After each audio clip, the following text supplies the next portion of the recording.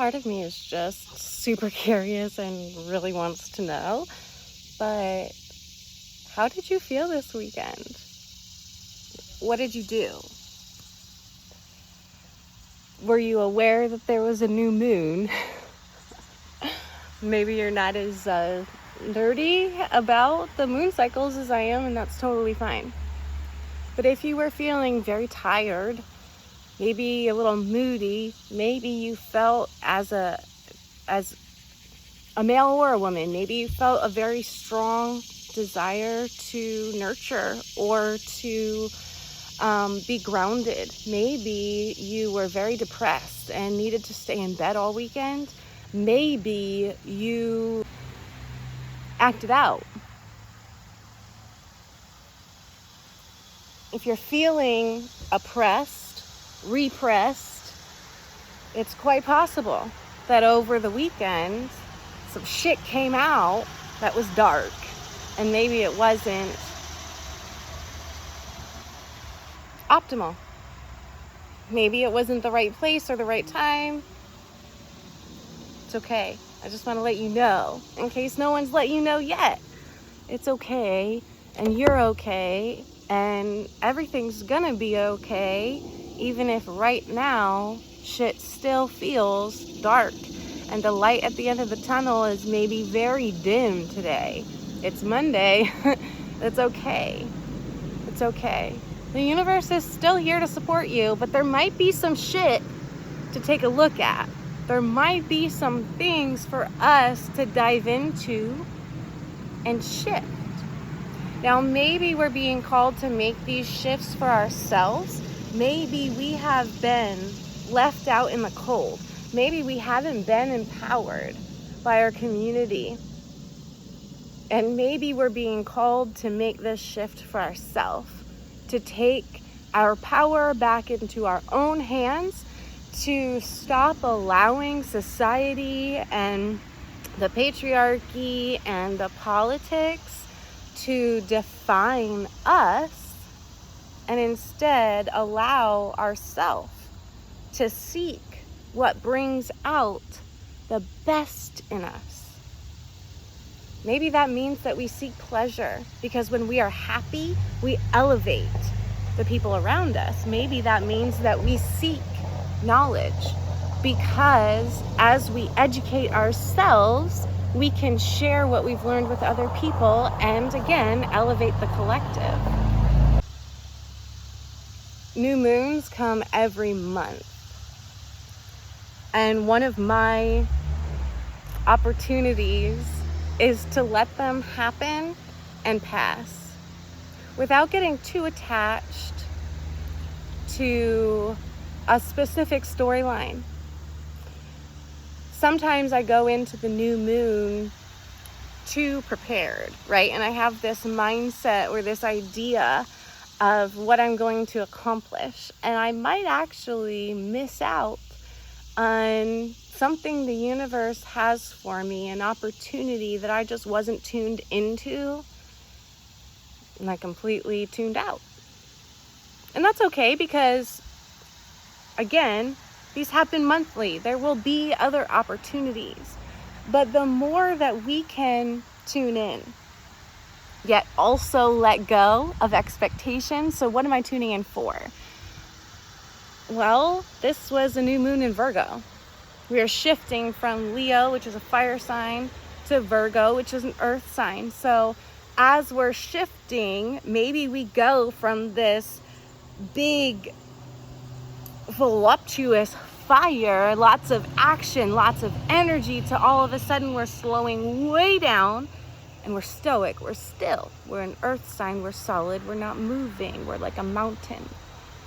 Well, goddamn, some shit just got smothered, right? Some heat just got smothered. So there might be some feelings lying underneath the surface that still need to be, like steam needs to be let out, right? We got to let the smoke out. And that's okay. We just like screech to a halt in the energetic universe. Now, with a new moon in Virgo, we have this opportunity to develop our creative side, or to just allow our creative side to express itself. A lot of times we maybe think about society too much. What do I need to look like to fit in? What type of car do I need to drive to reach a certain social status? What type of hairstyle is most popular right now? What's best for my skin tone? What colors should I be wearing? And maybe we pay so much attention to outward influences. Maybe we don't give our inner self time to truly shine. Virgo is an earth sign, so it is grounded, but it's ruled by Mercury. So you might be over here like, earth, wind, fire, what is she talking about? I think that's the name of the band, but other than that, this is just a whole lot of hippie nonsense, and none of this is making sense. Okay, I understand that, because I've struggled a lot of my life making sense of the signs in the sky and in the universe around us. But the fact of the matter is, Jesus tells us to watch the signs in the sky for messages. And there is a reason why this universe was created in a specific order. And there's a reason why it repeats itself. There's a reason why we can pick up on what's happened previously and change our actions for the future. There's a reason these cycles keep going. It's so that we can elevate. And we have that power.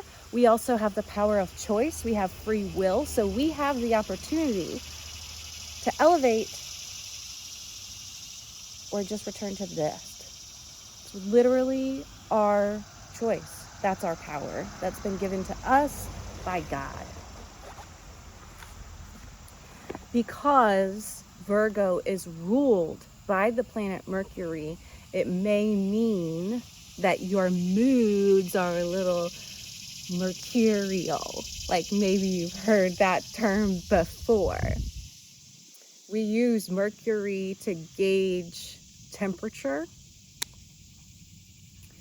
When your surroundings have you feeling some type of way, maybe that groundedness of the earth sign gets a little bit lost and we become stressed and tense under this energy because we are pressed. What are we pressed by? Well, according to Greek astrology, Astraea was the last immortal to flee Earth in the end of the Silver Age, the beginning of the Iron Age. And that was really when humanity rose up as being oppressive, violent, harmful to each other. It was depressing to the gods, and the gods had to leave. And they fled to Olympus. And Astraea was the last one to flee because she really wanted to help the immortals. She wanted to love them, and god damn, they were just so unlovable that she ended up fleeing into the sky. And now she overlooks Earth. So much of mythology is signs and symbols, because we need to remember the importance of something.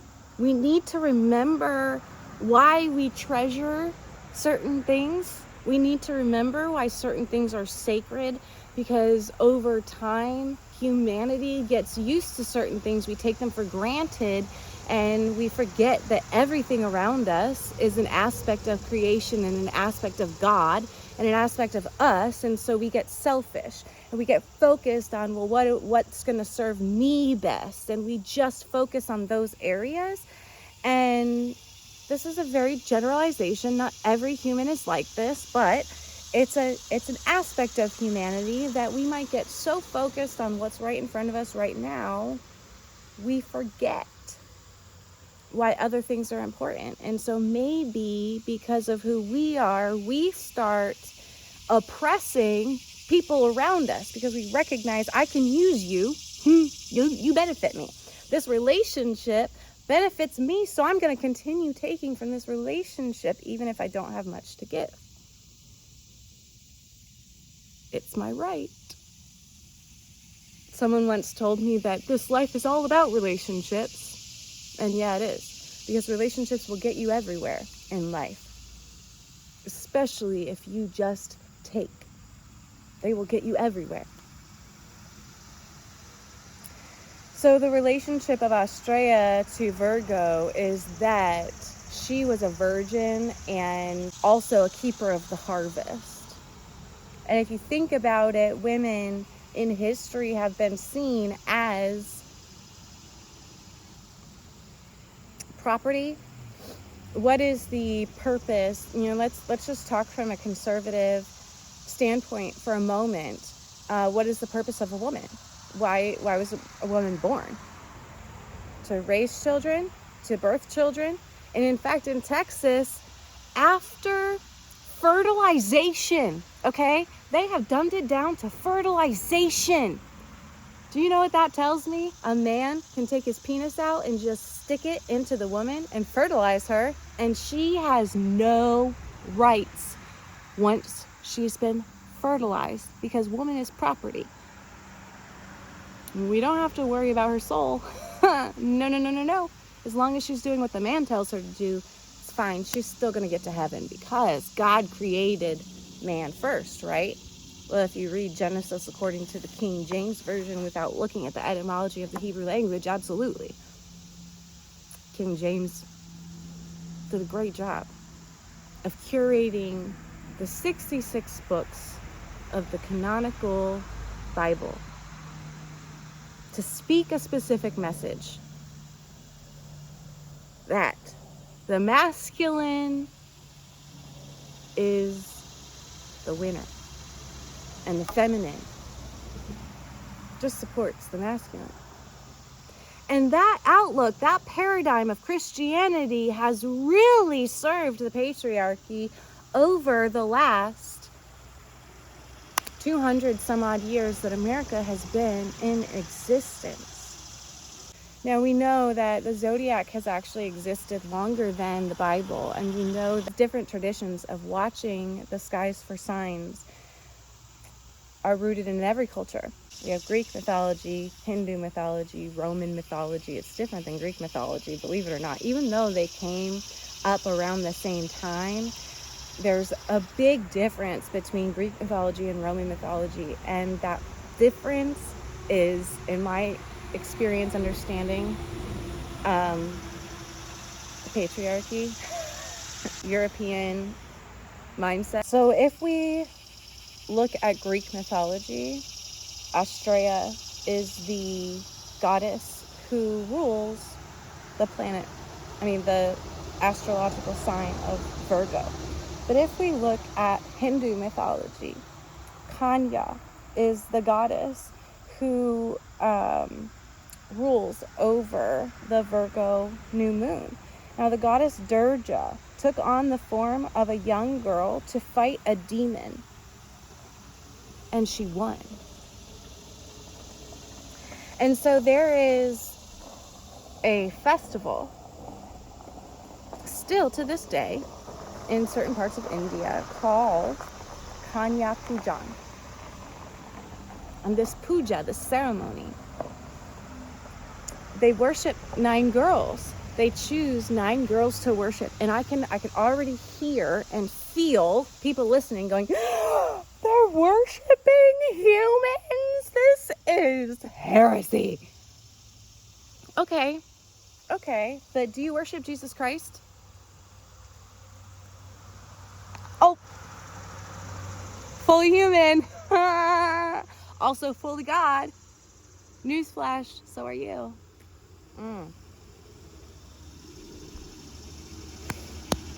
These 9 young girls and this idea of worship, it's not a worship as in they believe that these actual young 9 girls are God. I mean, they do, because they are.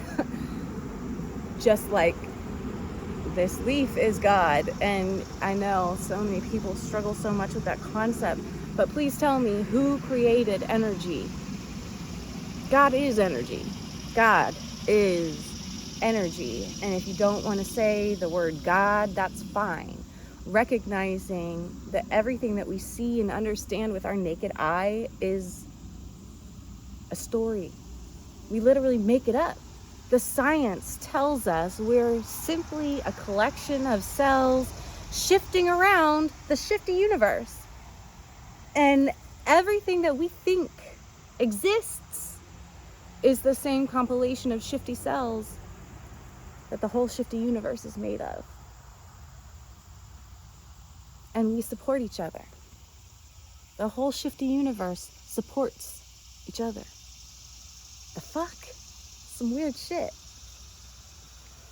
But that's why they worship 9 girls. They have this ceremony to honor, recognize, and remember. Remember. There is a reason why we honor young women, because they are the future. They are bringing us a harvest of the next generation. And when is that going to happen? We don't know. These girls, these 9 young girls, are under the age of 9. They're not going to have babies for years, but we honor them and we set them up for success. Why is it the number 9? Well, because the number 9 symbolizes a leader. And while we have been in a state of masculine-led statehood for generations, there is a mighty shift coming. And this new moon in Virgo was all about it.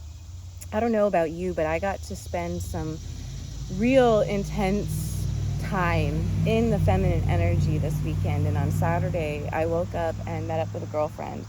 And we had coffee together, we did yoga together. And while we were doing yoga together, we were each doing our own type of practice, but we were barefoot in the grass outside, chatting, talking, while moving and stretching our bodies however felt best for us. And it wasn't like a class that we did, nobody taught. We are both yoga teachers. We went to yoga teaching certification school together. So we both know what we know. And we know our bodies the way we know our bodies. And during this time that we were chatting and supporting each other, I was able to look at her body and help her with some posture alignment. That's one of my gifts. And that's how we can support each other. She was supporting me by just listening to me talk. Y'all know I can just talk and talk and talk and talk, right? So as I was basking in our time together, I recognized this Virgo new moon is showing me something. This Virgo new moon is showing me that the more I surround myself with other women who, yes, might also struggle with remembering to stay grounded, and maybe we do get a little mercurial in our moods and we get all caught up in an air sign or a fire sign, and maybe we, being earth signs ourselves, we get a little bit excited and maybe we feel like we're flying like a kite and we're like, oh shit, this is exciting. And maybe we need another woman, just the presence of another woman, to help us remember, let's ground. Let's stick our feet in the grass and let's chat without staying too attached to the storyline of what we're chatting. That way, in case a puppy walks by, we have the space to pause and love on the puppy. And it doesn't matter if we go back to our conversation or not, because we were just holding space. And what we need to focus on will come back to us. Trust me. Trust me. Whatever needs our attention will not let it go. It's going to keep coming back to us. So we can feel confident in the fact that this space that we've created for ourselves, to leave our phones, to leave our brains, to just be present with each other, it's safe. This space is safe because we know we're showing up. And so if we're unavailable to a certain person, place, or thing for an hour or 2 hours, it's going to be okay. We'll get back to it. Right now, we need to focus on taking care of ourselves so we can stay grounded in this energy that's just going to keep swirling around us, this world, this universe. The energy is not going to die down. So we have to curate spaces where we can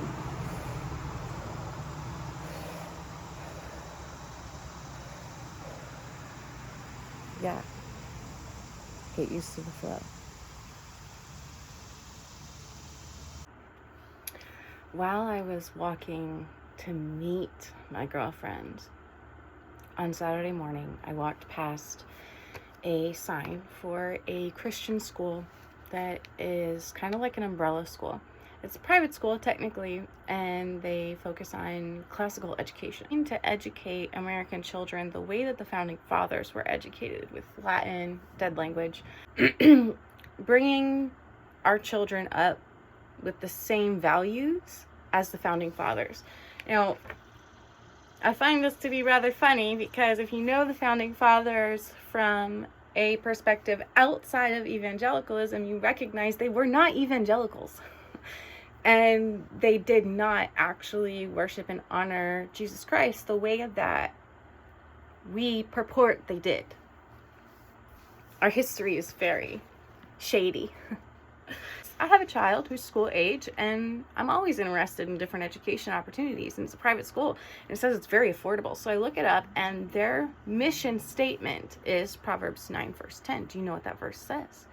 The fear of the Lord is the beginning of knowledge. Now, they believe that this verse is the basis for life, right? The fear of the Lord is the beginning of knowledge. Now, again, I just want to remind everyone that the Bible was translated from Hebrew to the King's English by King James, not by God, by King James. And this translation was heavily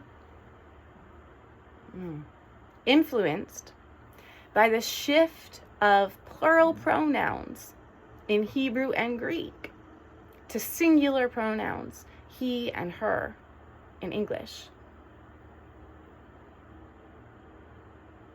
Not just that, but in the beginning, God created them in their image. This is the actual translation of how humanity came to be.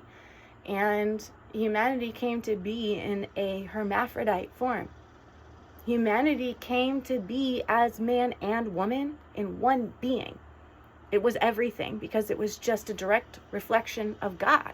And God is everything, right? So maybe they were in this human form. They had flesh. Maybe God doesn't have that flesh. But the ability within them to be was whole. Now, masculine and feminine today, as we understand humanity and the gender being split, this happened after Adamah was already living, breathing human. The separation of the sexes happened after Adamah had already been connecting with God and the universe. And while Adamah recognized that every other being in the world had a partner, they did not recognize that they were whole as they were. Because they were comparing themselves to what's around them instead of comparing themselves to the God that nurtured them, that created them. And even comparing themselves to the God that created them was very difficult because they could not see that God in tangible form. And so looking all around them, maybe they could understand that there were shades of God in existence around them and shades of their existence and other animals and creatures around them, but they were lonely. And they said, where's my counterpart? And that's how we got a male and a female. Not because God created male and female. God created them in their image because God is male and female. God is whole. God is missing nothing. And so are we. That's why males and females have both masculine and feminine energy, because the point is balance. And when mankind was created in the beginning, they were balanced and they were good, but they couldn't reproduce. You had to separate the sexes to be able to reproduce. Just like every plant has a male and a female, the animals have males and females, batteries have males and females. Freaking plumbing has a male and a female end, right? It has everything to do with input and connection. So when we take fear and we translate this word from the Hebrew language into the English, we lose the actual meaning of the word fear. There's two Hebrew words that are used and translated to fear in English, and they mean two different things. So there is a fear of punishment, which means I am afraid to do X, Y, and Z because I might die. Now, this fear is not necessarily a bad thing, okay? So fear of death is what keeps us alive a lot of times. But at the same time, it's not good for us to sit in fear. It is not good for us to marinate in fear. And it is not healthy for us to make choices based on fear. The second word for fear is actually translated to a divine awe and a sense of safety. Isn't that funny? Because we know that God's not out to hurt us. No. God is here to hold our hand while we experience the universe they created. They know it's going to be tough. That's why they're still here for us. And every time that we find ourselves stuck in that shallow breath, and maybe our chest gets tight, maybe our heart starts to beat faster, and in that space, maybe we even start to hyperventilate and our breath gets shallow and short. And during this time, we give our power away to whatever is draining us, because we can't focus. We can't remember that the state of our peace begins with our breath. And when we are fully supported by the lungs and our spine is held in a neutral position, we have this highway for blood to get from the base of our spine to the top of our spine and replenish our brain. And we have more room for thought process, and we have more space to decide, is this the action that I want to take? Do I want to step back, do a little reconnaissance, and then move forward? How do I want to respond versus that was my reaction 5 minutes later? So I find it very fascinating that the evangelical faith is very focused on fear-based religion. And I'm not the only person. In fact, Boyd C. Purcell and Sam Harris are two authors and speakers and researchers who have both found that the foundation of religion, being fear-based, leads humanity to function as if they are a victim of Stockholm Syndrome. Now, if you've been watching me for a while, you know I've been saying that shit for a while.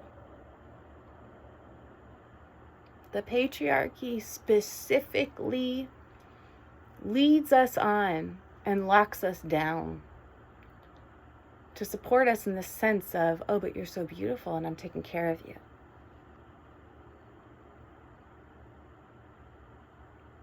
You're the weaker sex. I'm going to keep you safe.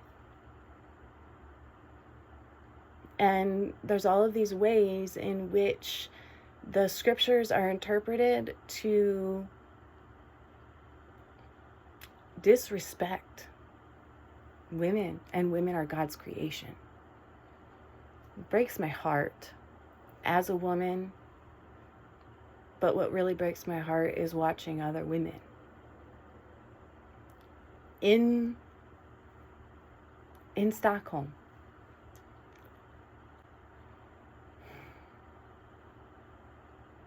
and my heart goes out to each and every one of those women. And I say this from a place of, I get it. I get it. We have been conditioned to believe that our captors, the capital, is keeping us safe. And if we leave the capital, we will be on our own. What happens when we're on our own? Maybe we'll be fertilized. In fact, we'll probably get fertilized.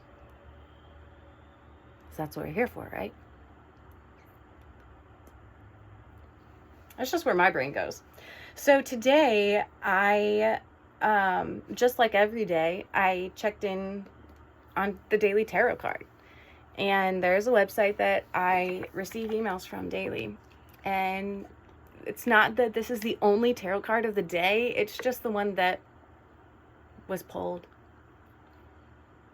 And for me, the fact that I'm taking today to review the new moon, the energy that I felt, the situations that shifted perspectives, as I think about this weekend, I'm shocked at this card because it makes so much sense for today and for this topic.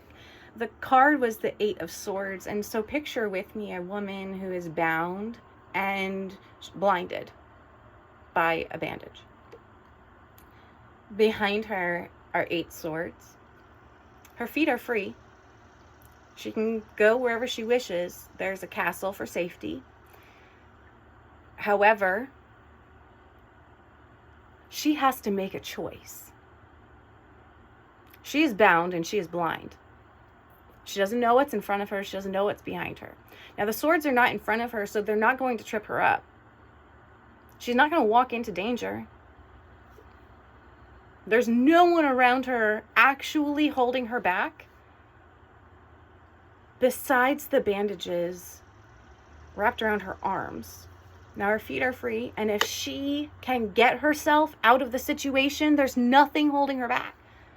But she has to get herself, she has to take initiative. And with her eyes blinded, she's got to take the next step forward. That is one of the hardest things to do, period. As a human moving into the ether without vision. Did you see Jason Momoa's new series on Apple TV? I was watching it. That shit's insane. Can you imagine an entire human race born without vision? And they would have to possibly get back in touch with nature to learn how to survive.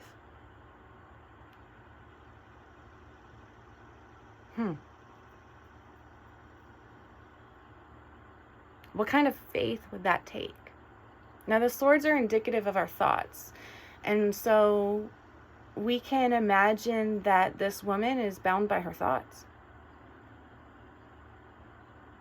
And there are 8 thoughts pointing at her from behind.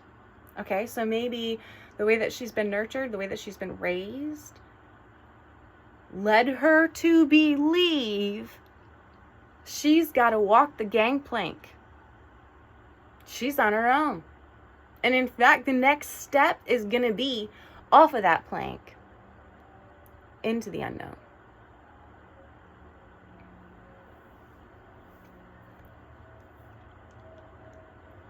And how does she know where to go, what to do, how to let go of those thoughts? All she has to do is let go. All she has to do is let go.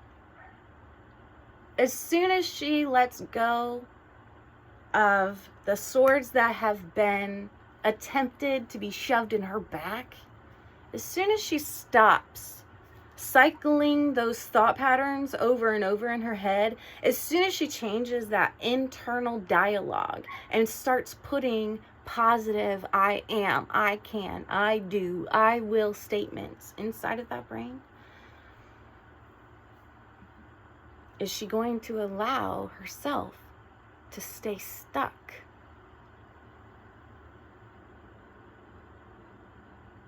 There's 3 questions we can ask ourselves, coming to ourselves with curiosity, not judgment. Knowing that judgment leads us to fear. So I'm asking with curiosity, meaning I don't get attached to the storyline. I give myself space to know that there might be more than one answer. That's why journaling is very helpful. So these are the questions. What no longer serves me today? It might be more than one thing. 2, am I creating / supporting anxiety in my members?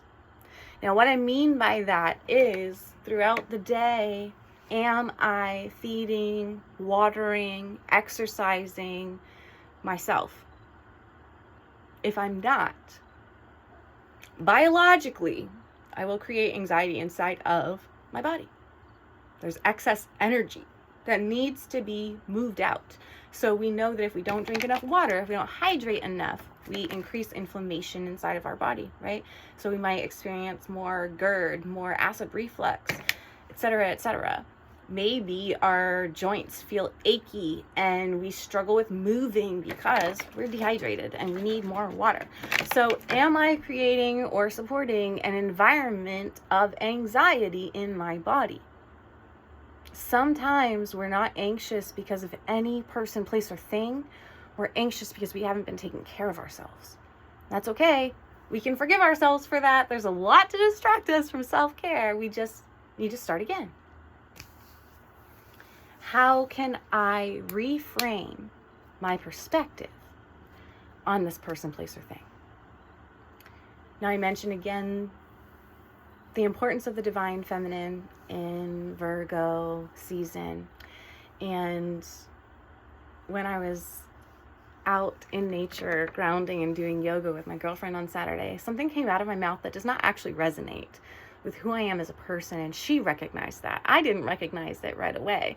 She recognized it and she said, let me reframe that for you. And she said, And she reframed it in a beautiful, eloquent way that gave me the power. Oh yeah, I don't have to be who I was yesterday. I don't have to stand in what I was nurtured to believe is my true nature. I can actually just allow that nurturing to fall away, and I can allow my true self to shine forward. Heart first, always, always. Heart first, heart forward. Instead of leading with my head, my confused, depressed, misunderstanding mind. Instead of leading with this, today I'm going to let my brain take a back seat. Just lift my ears over my shoulders so that my neck is not crunched. And this allows my chest to come forward and my ribcage to be supported without my hips supporting my ribcage. My hips should not be supporting my ribcage.